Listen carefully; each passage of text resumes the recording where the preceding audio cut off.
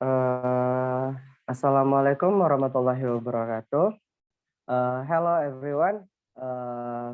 Kami dari grup 5 yang beranggotakan itu Mustika Rani, Devera Sinta Ananda, dan saya Atarik Adini Lakri. Oke, baiklah. Kami akan mempresentasikan tentang manusia dan penderitaan. Kepada Ani dipersilakan. Baiklah, terima kasih moderator. Di sini saya akan menjelaskan tentang pengertian penderitaan. Penderitaan berasal dari kata derita. Kata derita berasal dari bahasa Sanskerta dra, artinya menahan atau menanggung. Derita artinya menanggung atau merasakan sesuatu yang tidak menyenangkan. Penderitaan dapat lahir atau batin. Penderitaan bertingkat-tingkat, ada yang berat, ada yang ringan. Namun peranan individu juga menentukan berat tidaknya intensitas penderitaan. Suatu peristiwa yang dianggap penderitaan oleh seseorang belum tentu merupakan penderitaan bagi orang lain. Dapat pula suatu penderitaan merupakan energi untuk bangkit bagi seseorang atau sebagai langkah awal untuk mencapai kenikmatan dan kebahagiaan. Tuhan memberikan kesenangan atau kebahagiaan kepada umatnya, tetapi juga memberikan penderitaan atau kesedihan yang kadang-kadang bermakna agar manusia sadar untuk tidak memalingkan darinya. Berbagai kasus penderitaan terdapat dalam kehidupan. Banyaknya macam kasus penderitaan sesuai dengan lika-liku kehidupan manusia. Bagaimana manusia menghadapi penderitaan dalam hidupnya? Penderitaan fisik yang dialami manusia tentulah diatasi secara medis untuk mengurangi atau menyembuhkannya. Sedangkan penderitaan psikis, penyembuhannya terletak pada kemampuan penderita dalam menyelesaikan soal-soal psikis yang dihadapinya. Para ahli lebih banyak membantu saja. Yang pertama, penderitaan sebuah fenomena universal penderitaan. Penderitaan tidak mengenal ruang dan waktu. Ini berarti bahwa penderitaan tidak hanya dialami oleh manusia di zaman ini, di mana kebutuhan dan tuntunan hidup semakin meningkat, yang pada instansi berikut bisa menimbulkan penderitaan bagi yang tidak mampu memenuhinya. Akan tetapi, penderitaan konon telah dikenal sejak kelahiran manusia pertama. Belum begitu lepas dari ingatan kita, barangkali betapa Adam dan Hawa harus menderita terlompat dari surga lantaran tindakannya sendiri yang mengesampingkan perintah Tuhan dan lebih menuruti nafsu dan bujukan setan. Yang kedua, penderitaan sebagai anak penguasaan di atas yaitu dikemukakan bahwa banyak faktor yang sebenarnya menjadi penyebab penderitaan manusia. Pendekatan bisa saja diakibatkan oleh perang, bencana alam, musibah, atau kecelakaan penindasan, perbudakan, kemiskinan, dan lain sebagainya. Namun demikian, tidak jarang justru penderitaan datang atau disebabkan oleh manusia itu sendiri. Banyak faktor bukti menunjukkan bahwa faktor yang telah disebut di atas mampu menjadi penderitaan lewat sentuhan tangan manusia. Manusia sebagai faktor utama penyebab penderitaan memang sudah disadari sejak dahulu. Penderitaan manusia yang satu tidak bisa dilepaskan dari ulah manusia lainnya. Ini semua sulit terbantahkan mengingat penderitaan itu pada dasarnya merupakan anak penguasaan dan jarang sebagai anak kebebasan. Penderitaan manusia sebagai buah dari praktek penguasaan tidak lepas pula dari pengamatan para sastrawan atau bahkan pada seniman pada umumnya. Dan memang terhadap yang satu ini, mereka umumnya lebih mudah menenangkan fenomena tersebut dan sekaligus lebih vokal dalam menyuarakannya dibanding kelompok properti lainnya. Next slide, please.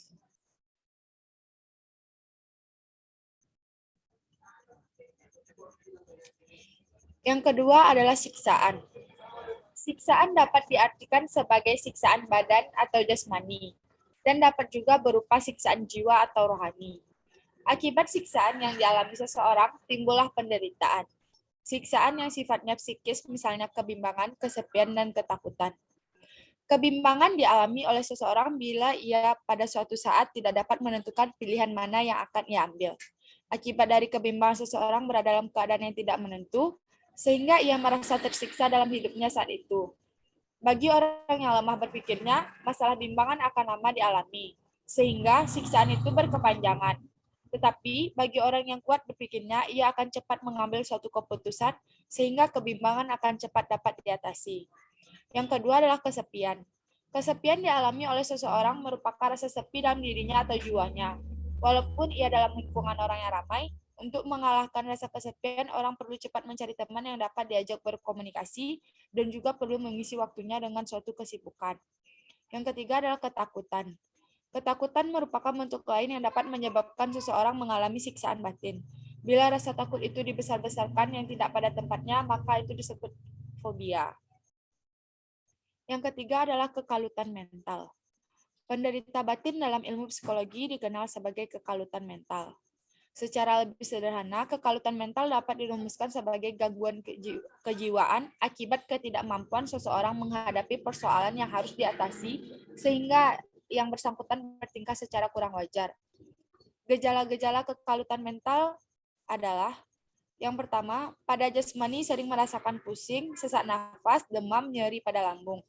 Yang kedua, pada kejiwaannya seperti rasa cemas, ketakutan, patah hati, cemburu, dan mudah marah. Tahap-tahap gangguan kejiwaan adalah yang pertama, gangguan kejiwaan nampak dalam gejala-gejala kehidupan si penderita baik jasmani maupun rohani. Yang kedua, usaha mempertahankan diri dengan cara negatif, yaitu mundur atau lari, sehingga cara bertahan dirinya salah.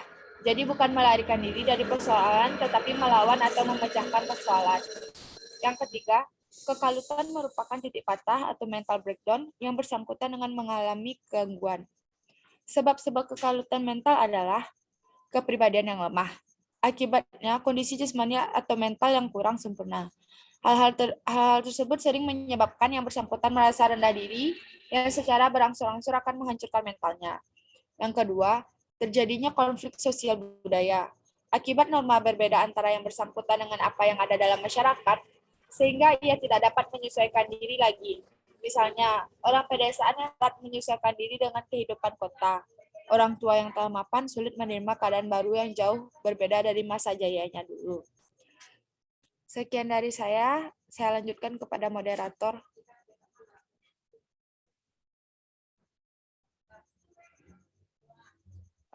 Terima kasih kepada Mustika Rani.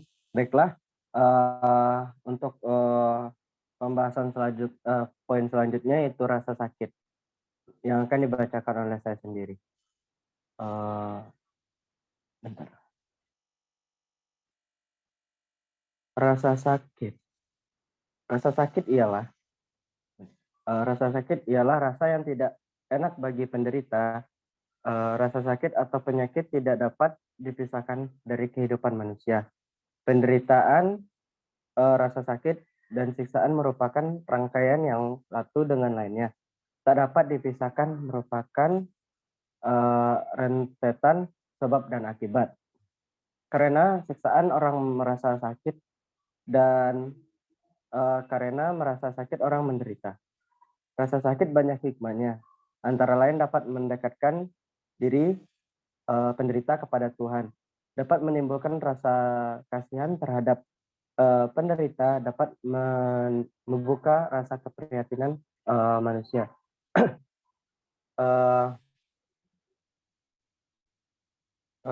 Rasa sosial, dermawan, dan sebagainya.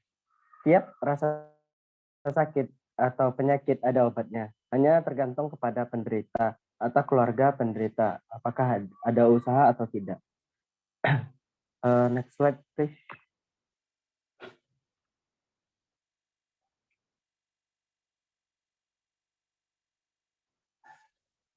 Yang poin selanjutnya itu neraka.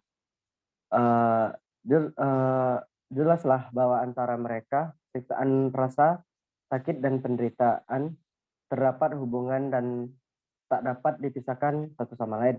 Manusia masuk neraka karena dosa.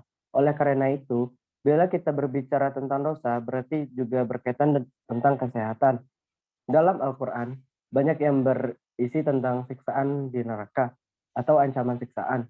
Banyak penderita yang dialami orang di dunia. Karena hebatnya penderitaan itu tak ubahnya dengan mereka saja, dengan neraka saja. Neraka atau penderitaan yang hebat itu menimbulkan kreativitas manusia. Selain itu, banyak media massa yang mengkomunikasikan penderitaan hebat yang pilu dan harus membacanya. Sehingga banyak orang yang mengulurkan tangan ingin meringankan beban penderita sesamanya. Karya budaya, tulisan, dan penderitaan dapat mengubah sikap mental manusia. Next slide, please.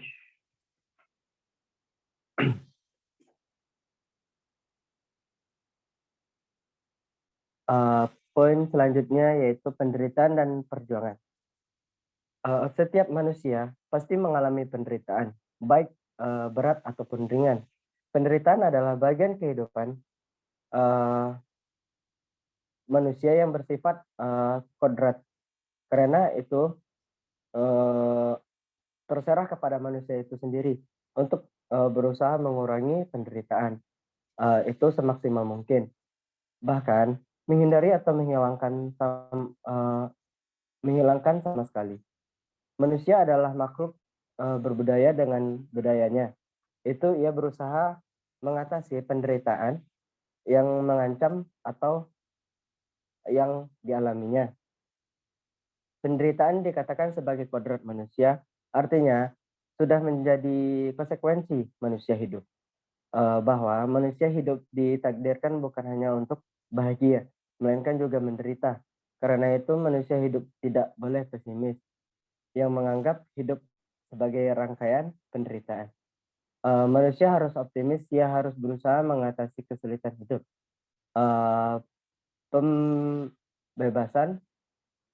Pembebasan dan penderitaan pada hakikatnya meneruskan kelangsungan hidup. Caranya berjuang menghadapi tantangan hidup dan sertai doa kepada Tuhan. Manusia yang merencanakan dan Tuhan yang menentukan. Baiklah, poin selanjutnya akan dijelaskan oleh rekan saya yaitu Devera Sinta Ananda. Kepada Devera Sinta Ananda dipersilakan. Baik, terima kasih moderator. Saya akan melanjutkan topik selanjutnya yaitu tentang penderitaan media massa dan seniman. Dalam dunia modern sekarang ini mungkin terjadi penderitaan itu lebih besar. Hal ini telah dibuktikan oleh kemajuan teknologi yang luar biasa. Sebagian mensejahterakan manusia dan sebagian lain membuat manusia menderita. Berita mengenai penderitaan manusia silih berganti mengisi lembaran koran, radio, layar TV, dan media lainnya. Dengan maksud supaya semua orang yang menyaksikan ikut merasakan dari jauh penderitaan manusia. Dengan demikian dapat menggugah hati manusia untuk berbuat sesuatu. Media massa merupakan alat yang paling tepat untuk mengkomunikasikan peristiwa-peristiwa penderitaan manusia secara cepat kepada masyarakat. Dengan demikian, masyarakat dapat segera menilai untuk menentukan sikap antara sesama manusia, terutama bagi yang merasa simpati. Tetapi tidak kalah pentingnya komunikasi yang dilakukan para seniman melalui karya seni, sehingga para pembaca, penontonnya dapat menghayati penderitaan sekaligus keindahan karya seni.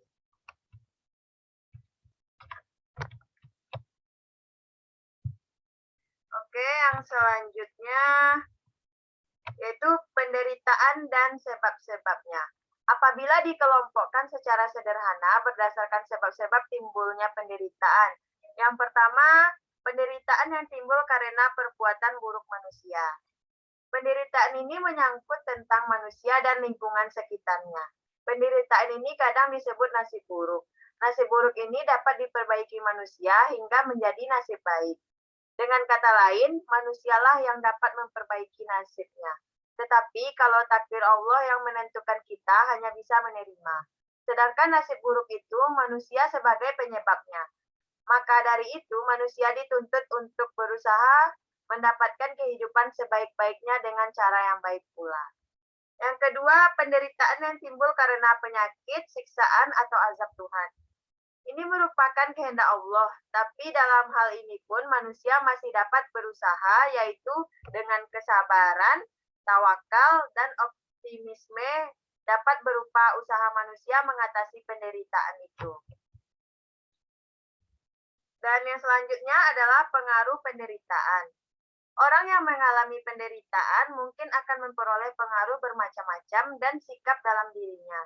Sikap yang timbul dapat berupa sikap negatif dan sikap positif. Sikap negatif misalnya penyesalan karena tidak bahagia, sikap kecewa, putus asa, dan lain-lain. Kelanjutan dari sikap negatif ini dapat timbul sikap anti.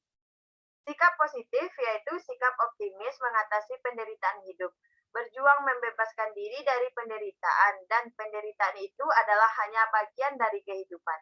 Apabila sikap negatif dan positif ini dikomunikasikan oleh para seniman kepada pembaca, penonton, dan para penonton akan memberikan penilaiannya. Penilaian itu dapat berupa kemauan untuk mengadakan perubahan nilai-nilai kehidupan dalam masyarakat dengan tujuan perbaikan keadaan.